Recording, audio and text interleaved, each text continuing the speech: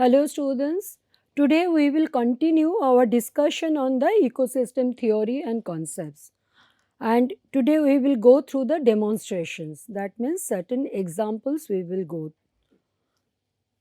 But before that, we would like to also have certain discussions on ecosystem interactions and its types, synergy and trade-offs, linking ecosystem interactions with theories and concepts, and we will be discussing case examples. Oak and pine forest we chose as the first one, and the second one is the Simlipal tiger reserve case. So first let us look at the ecosystem interactions. These interactions occur across levels of biological organizations. Do you remember that levels of organizations? Individuals, populations, communities, ecosystems and biosphere. So let us see what type of interaction happens with it. Environmental interactions, initially we would like to have the discussion at the structure components. That's the abiotic and biotic, we know them. For the abiotic, whatever happens, that is starting from the solar energy, all these processes, heat balance, water circulation, global wind. Today we will be focusing more on the biotic interaction further. We will be discussing competition, feeding and symbiosis, and symbiosis further is having three different subcategories: parasitism, mutualism and the commensalism. So first let us go for the broad one, biotic components, how they interact with each other. Competition. When the two species in an ecosystem need to share a valuable and often limited resource. That means the niche. You remember this concept, I believe, that like the food, water and physical space, they are in competition with each other. Because the resource is limited, obviously if everyone needs to get a pie of it, there will be competition. Hyenas and vultures are both scavengers and compete for the same food. So that will be a competition, example of a competition. Next category we will be discussing, that's the feeding. When different species in an ecosystem are related and interact, one species can use the other species as a food source. In predatory prey relationship, one species, that means the predator, will hunt the prey. Lions and zebra have predator prey relationship, that's the feeding relation. Next one is the symbiosis relation. This describes the way in which two different species living together in the same community, close to one another, depend on one another, interact with one another over long time period and benefiting from each other in particular ways. And it's very interesting to see that it can be done in three different ways. Parasitism, when one species benefits or gains something from the relationship and the other species is harmed in some way. The host may even die in some interactions. Very good examples all around us are plants and having some parasitic plants on top of them. Next example is mutualism.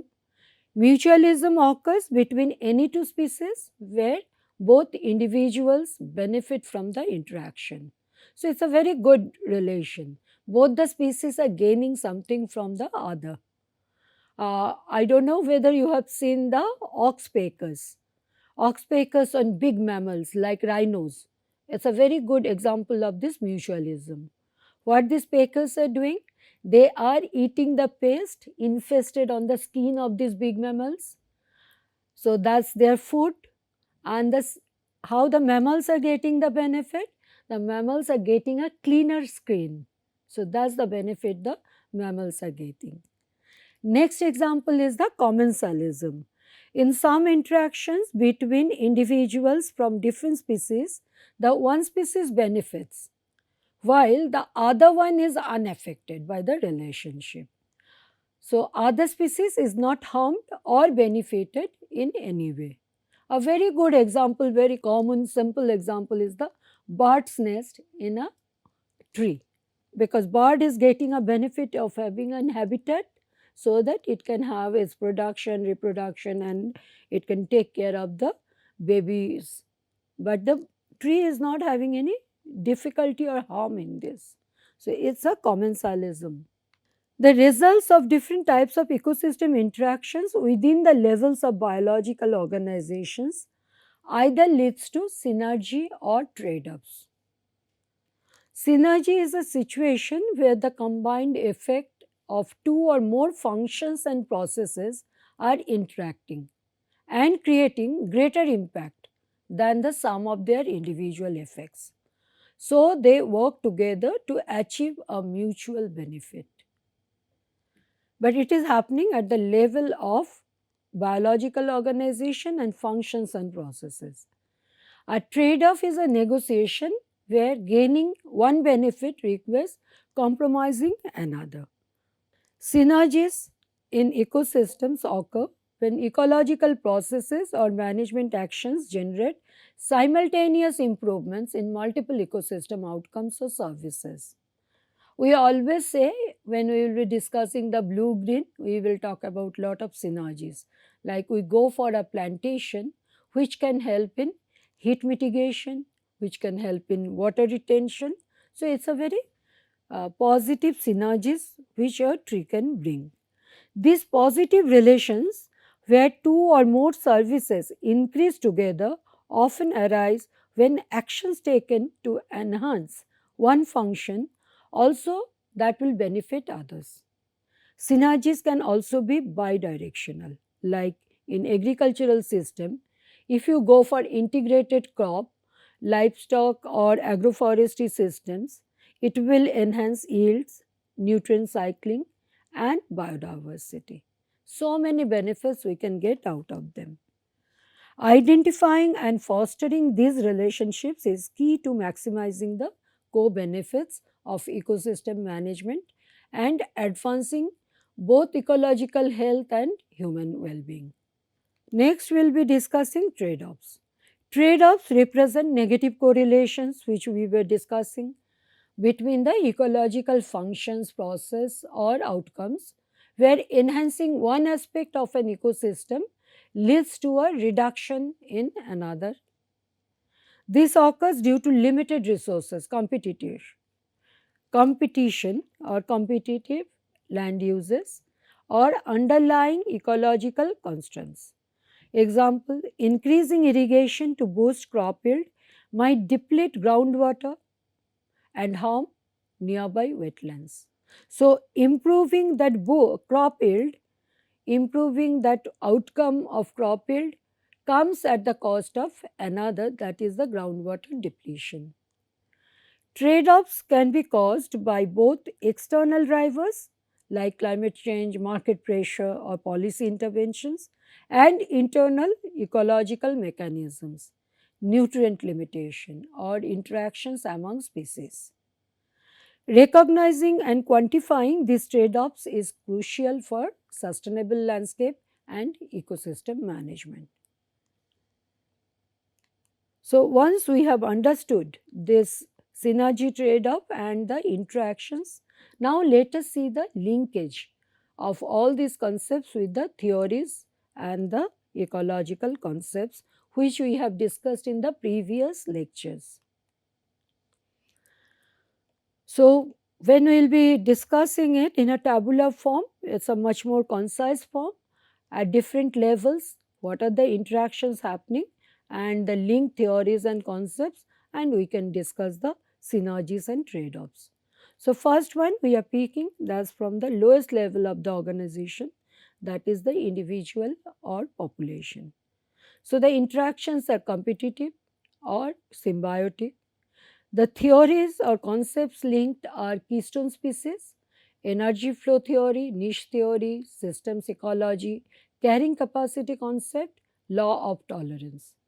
And we can see the synergies like mutual benefits of biodiversity, productivity and resilience, like pollination, nutrient exchange. These are the good example of synergies. What are the trade-offs? Parasitic dependence, host vulnerability, resource imbalance. At the community level, we can see the symbiotic relation, that interaction is very much predominant, mutualism, commensalism, parasitism, and the relevant theories or concepts we can refer to trophic dynamics, top down or bottom up regulation, resilience theories. The synergy side, we can see the balanced food webs. It maintains diversity, nutrient cycling, and stability. And the trade-off side, we can see the energy loss across trophic levels, prey decline, or short-term disturbance after shocks. Next level is the ecosystem level. Interactions are feeding and trophic interactions.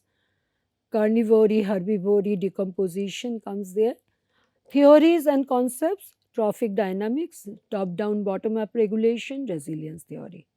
The synergies at this level we see at population regulation, energy flow efficiency, nutrient cycling, and system balance. Trade-offs are between the energy loss across trophic levels, temporary instability, post-disturbances.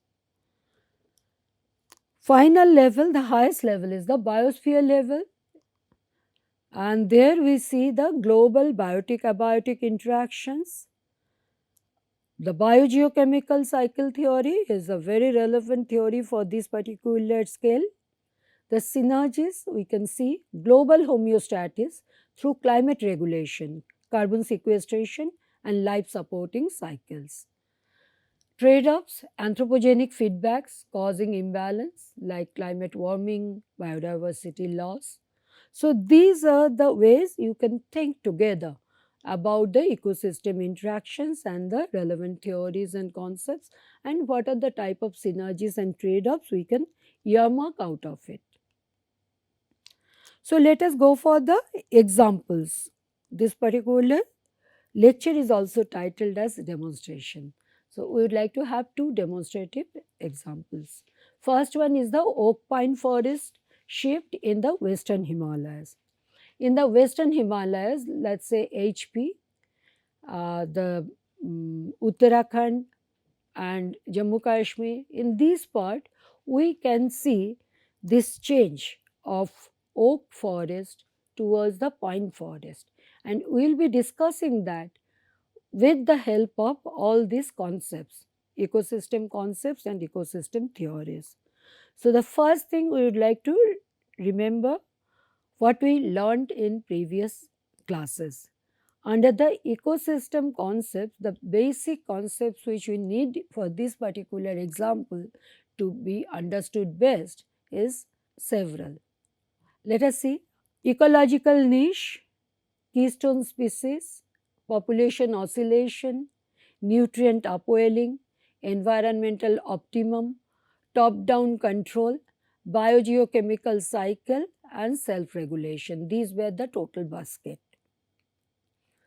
In the ecosystem theories, we discussed the theories in several different ways. One basic way we followed, that is from the static to the dynamic level, from that the systemic level, from that we came to the advanced theories, and our highest level was the integrative framework where the several theories can be brought together.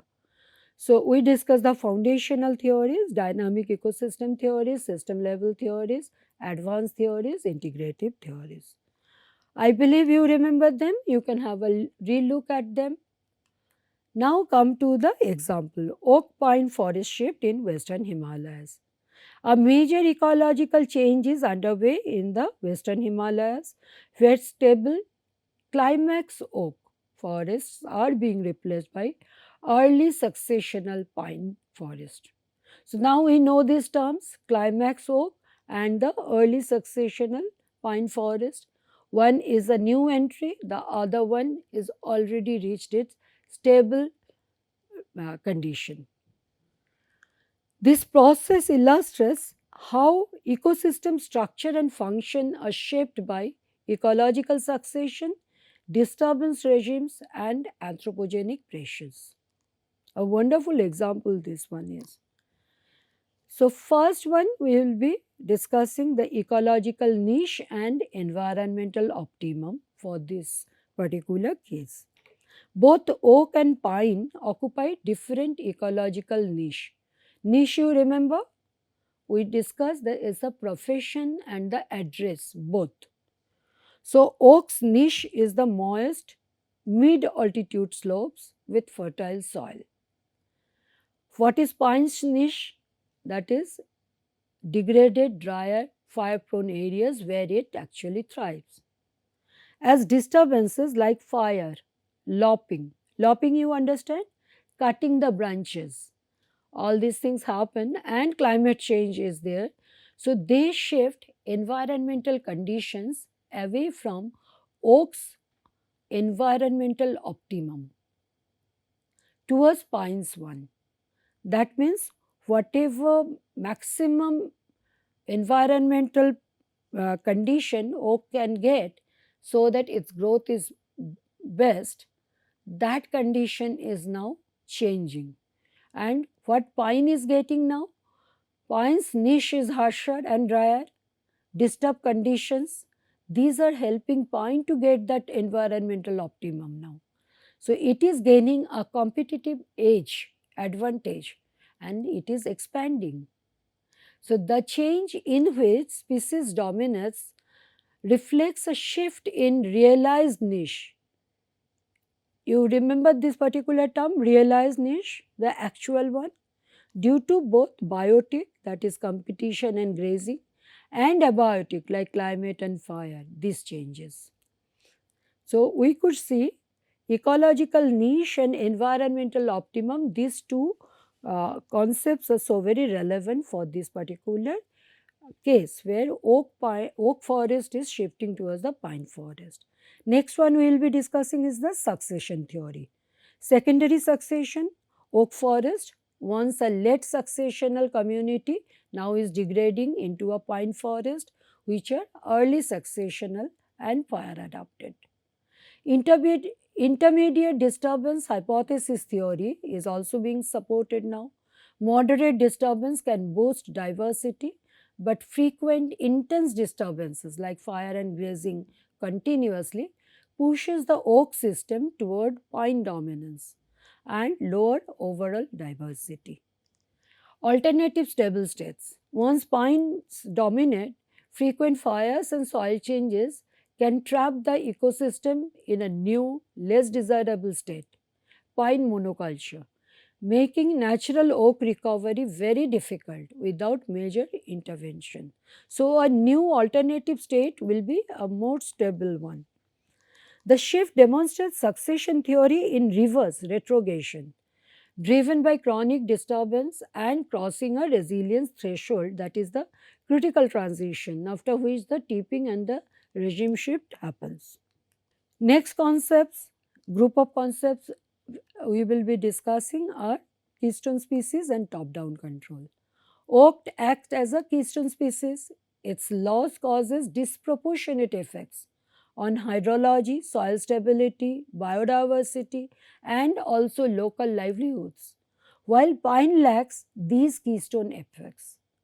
Removing the keystone oak enables a full reorganization of ecosystem structure and function, top down cascades, as specialist fauna and understory plants disappear. So, new biodiversity imbalance that is created, new livelihood is required to be selected.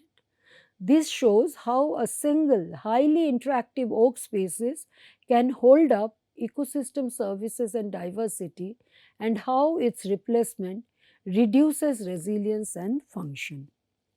Because pine is not that efficient towards the ecosystem services. Fourth group of concepts we will be discussing, population oscillation and carrying capacity, very important one.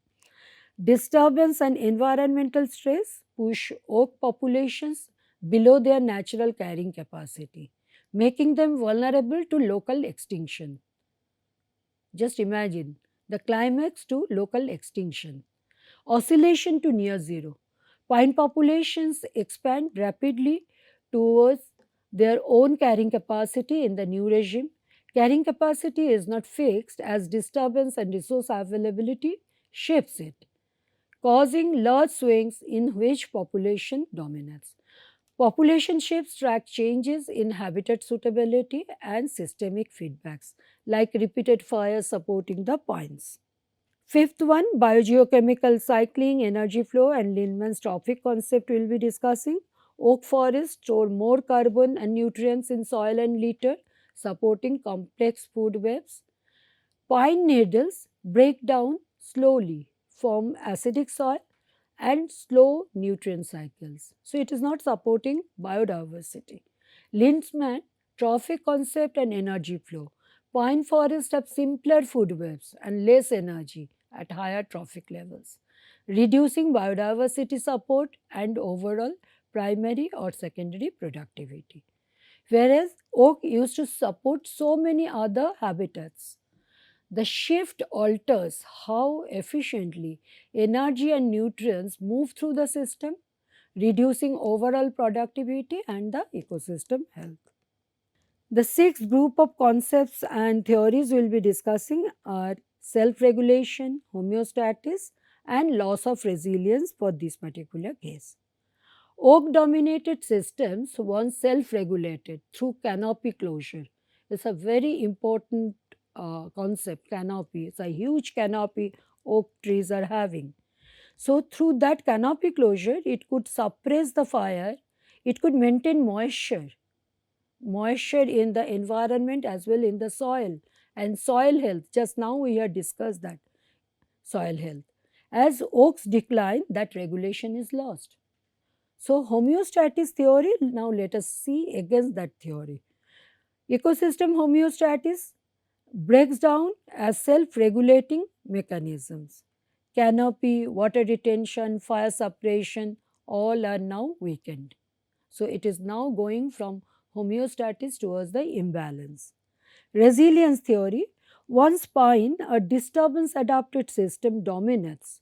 Oak ability to bounce back lessens, resulting into a lower resilience state because pine is really growing at a very rapid rate. So the regime shift demonstrates that once feedbacks are lost, the ecosystem is easily pushed into persistent degraded states, confirming both the breakdown of homeostatic control and the importance of resilience. And the last group of concepts we will be discussing are the meta community, landscape, and socio ecological system theory.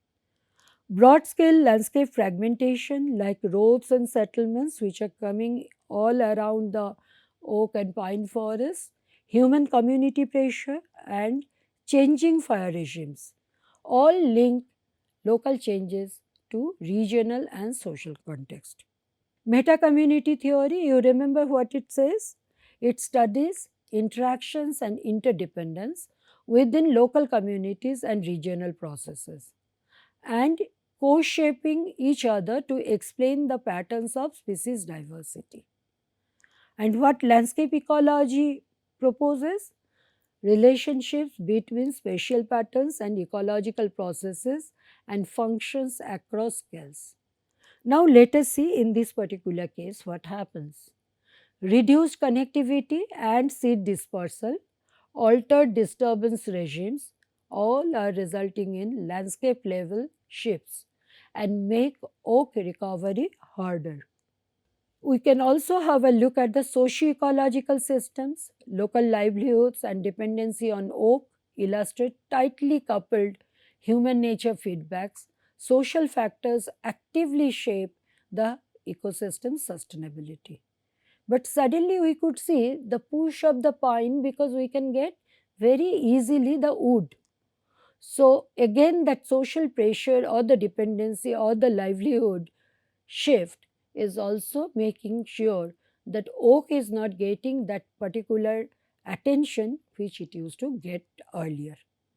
So we must see the oak to pine transition as a landscape and people driven ecological transformation, not as a purely biological process.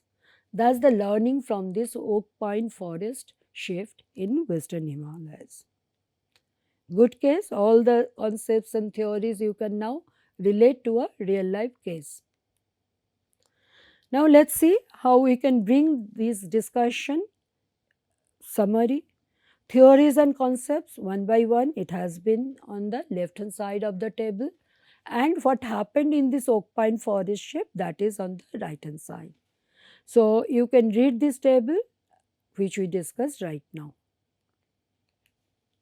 So, let us come for the next example, another very interesting example, but this time from the other side of the country, is the eastern part, Simlipal Tiger Reserve case study.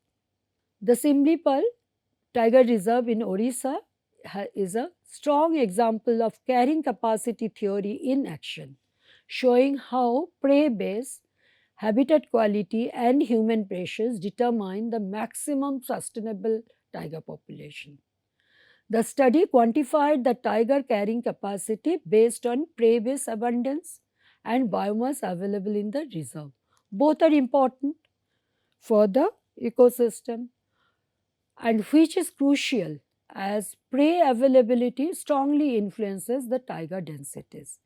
This theory is crucial for conservation management and policy decisions in Indian reserves. So, you can easily learn a lot from this particular case and apply in several such different other cases. So, first thing we will be discussing ecological niche. Tigers require specific prey, habitat and territory, defining their niche. In Simlipal, the niche is shaped by prey availability and habitat structure. Biogeochemical cycles, the productivity of Simlipal's ecosystem and thus prey base depends on nutrient cycling and primary production, which set the foundation for higher trophic levels. Top-down control, tigers as apex predators regulate the prey populations, but their own numbers are limited by bottom-up factors, prey base and the food availability. So, carrying capacity and empirical assessment was done. A focused population assessment in the Simlipal Tiger Reserve from 2011 to 2014 quantified the carrying capacity of tigers by directly measuring the densities and biomass of key unregulated prey species such as sunbird, wild pig, barking deer, cheetal, and mouse deer.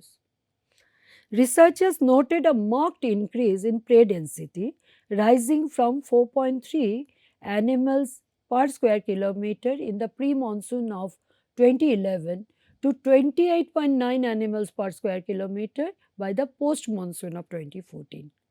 Yet, these densities remain low compared to more productive Indian tiger reserves. Using two empirical models, the study estimated a carrying capacity for Simlipal between 1.3 and 3.8 tigers per 100 square kilometer based on observed prey availability and the biomass, which largely determines how many tigers can be substantially supported.